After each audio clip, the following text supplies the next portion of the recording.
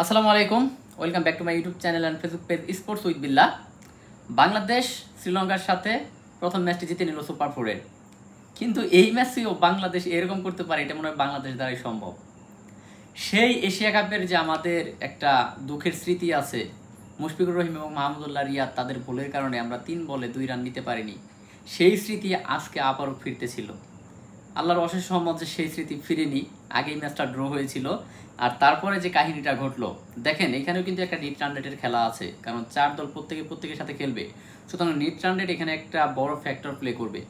সেইখান থেকে আপনি জাকের আলী অনিক, তাকে সাধুবাদ দিতে হয়, সে আগের বলে 4 মেরেছে, পরের প্রথম বলে লাস্ট ওভারের প্রথম বলে 4 মেরে খেলাটাকে একবারে হাতে নিয়ে এসেছে। আমার 5 বলে দরকার 1 রান, এখানে কেন আমি বাউন্ডারি হাঁকাতে যাব? সেই শিক্ষাটা কি বাংলাদেশ নিতে পারে না? বাংলাদেশ কি এত বড় একটা জায়গা থেকে বাংলাদেশ হেরেছিল এশিয়া কাপে, সেটা থেকে কি শিক্ষা নিতে পারে না? জাকের আলী কি সেটা, যে বলটা ছিল এটা কিন্তু সহজে স্টেট ড্রাইভ করা যেত, বা সে লঙ্গনে ঠেলে দিতে পারতো, লেগে খেলতে পারতো, তা না করে সে 6 মারতে গেল, ফলশ্রুতিতে আউট। পরের 2 বলে কি হলো, মাহাদি হাসান সে এসে প্রথম বলটা ডট খেলো, শেখ মাহাদি আবার পরের বলে আউট হয়ে গেল, এবং ম্যাচটা পুরোপুরি চাপে। তখন কি হয় যে আমাদের লাগে 2 বলে 1 রান, এমন একটা সিচুয়েশন মনে হচ্ছিল সেই আগেকার সময় চলে এসেছে। তো সেখান থেকে যাই হোক, নাসুম বুদ্ধিদীপ্তভাবে আসলে সে শটটা খেলেছে, সে উপর দিয়ে মারতে যায়নি, প্লেয়ার সব আটো ফিল্ডিং সাজানো হয়েছিল।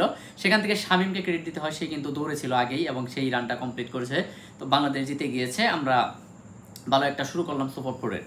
তো এখানে ক্রেডিট অবশ্যই দিতে হয় মুস্তাফিজুর রহমানকে, সে বোলিংয়ে যথেষ্ট ভালো করেছে, শেখ মাহাদি সেও ভালো করেছে, সব মিলিয়ে মোটামুটি ভালোই ছিল। যদিও রানার 10টা কম হলে হয়তো আরও ভালো হতো, তবে এই পিচে যেহেতু ব্যাটিং সহায়ক উইকেট, বাংলাদেশ তো ব্যাটিংয়ে খুব একটা ভালো করতে পারছিল না, সেখান থেকে মোটামুটি ভালোই করেছে। 2টা উইকেট নিয়ে কথা বলতেই হয়, সেখানে লিটন দাস তিনি যেভাবে আউটটা গেলেন, হাসারাঙ্গাকে অবশ্যই একটু সময় করে খেলা উচিত, এবং আজকে সাইফ হাসান খুবই ভালো খেলেছেন, 50 পেয়েছেন, 60+ রান করেছেন, কিন্তু তারপরেও সে যে ওই শটটা ওইখানে হাসারাঙ্গাকে না মারলেও পারতো, কারণ আমার তো এত চাপ নেওয়ার দরকার নেই, ওপরে একটা বাউন্ডারি হয়েছে, হৃদয় একটা বাউন্ডারি মেরেছে, সেখান থেকে তো আমার এত দরকার নেই। তো এই দিকটা থেকে বাংলাদেশকে বের হয়ে আসতে হবে, যেহেতু কয়েকটা বাউন্ডারি হয়ে যায়, একটা ভালো বলার তাকে অবশ্যই সেই সম্মানটা আপনাকে দিতে হবে। আপনি যদি খুব বেশি চাপে থাকতেন মারতে পারতেন, সমস্যা নাই, কিন্তু খুব তো বেশি চাপে ছিলেন না। তো এই 2টা উইকেট আসলে তাদেরকে গিফট করা হয়েছে আমার কাছে মনে হয়েছে। তাওহিদ হৃদয়, যাকে নিয়ে স্পেশালি কথা বলতেই হয়, যার উপরে আসলে সবাই বিরক্ত হয়ে গেছিল তার অহংকারের কারণে, তার বিভিন্ন আচরণগত ত্রুটি ছিল, সেখান থেকে সে কিন্তু বেশ কিছুদিন ধরে খেলতে পারছিল না। তার যদি স্ট্রাইক রেটের কথা চিন্তা করেন, 122-এ নেমে এসেছিল, যখন তিনি খেলা শুরু করেন প্রায় 135, 130 এরকম স্ট্রাইক রেট ছিল, বেশ কিছুদিন আগেও ছিল 128, 125।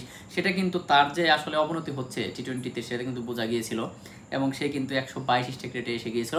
তবে আজকে দুর্দান্ত কামব্যাক করেছে, টিম ম্যানেজমেন্ট তার উপর আস্থা রেখেছে। আমরাও বলেছি যেহেতু রাখাই হয়েছে সে যেন একটু ভালো করে, এবং শরীফুলকে ফেরানো হয়েছে, আমি জানি না এটা কি কারণে, হয়তো শ্রীলঙ্কার সাথে সে ভালো করে সেই জন্য হতে পারে, কিন্তু আমার কাছে মনে হয়েছে যে শরীফুলকে না ফিরালে এখানে সাইফুদ্দিনকে খেলানো যেত। আমার কাছে এটা আমার পার্সোনাল চয়েস, এবং আমার কাছে মনে হয় বিষয়টা এরকম। তো যাই হোক, সেখান থেকে টিম ম্যানেজমেন্ট বুঝেছে, খেলিয়েছে, খুব একটা ফায়দা তিনি কিন্তু করতে পারেননি। তো সব মিলিয়ে তৌহিদ হৃদয় ফিরেছেন রানে, এই রানে ফেরাটা আসলে খুবই জরুরি, কারণ তাকে কিন্তু পরবর্তী বাংলাদেশের ভবিষ্যৎ হিসেবে বিবেচনা করা হচ্ছে এবং হয়, তো সেই ক্ষেত্রে তার অবশ্যই রানে থাকা জরুরি, এবং আত্মহংকার থেকে তার বেরিয়ে আসা উচিত। তো সব মিলিয়ে বাংলাদেশ ভালোই করেছে। ফিল্ডিংয়ে আসলে বাংলাদেশের বরাবর এই কাজটা আসলে করেই যাচ্ছে, আজকেও বেশ কয়েকটা ক্যাচ তারা ফেলে দিয়েছে, সহজ ক্যাচ ফেলেছে, এগুলো থেকে বের হয়ে আসতে হবে, না হলে কিন্তু ক্রিকেটে আসলে বিশ্ব ক্রিকেট যেভাবে এগিয়ে যাচ্ছে আমরা কিন্তু পিছিয়েই থাকবো, এবং সেটার প্রমাণ কিন্তু আমরা আসলে নিজেরাই দিয়ে যাচ্ছি। আমরা অনেকটা পিছিয়ে টি-20-তে, এবং আমাদের যে পছন্দের ফরম্যাট ওয়ান ডে সেটিতেও আমরা পিছিয়ে যাচ্ছি। তো সব মিলে যাই হোক, সুপার ফোর ভালোভাবে শুরু হয়েছে আলহামদুলিল্লাহ। আমরা চাবো সবগুলো প্লেয়ার এরকম আসলে টিম গেম হোক, সবাই পারফরমেন্স করুক, বাংলাদেশকে জয় ছিনিয়ে আনুক, এবং একটা এশিয়া কাপ আমাদের আসলে অনেক দিনের চাওয়া, সেটা যেন আল্লাহ রাব্বুল আলামিন পূরণ করেন। প্লেয়াররা ভালো খেলুক সেই প্রত্যাশা থাকবে। সবাইকে ধন্যবাদ, আল্লাহ হাফেজ।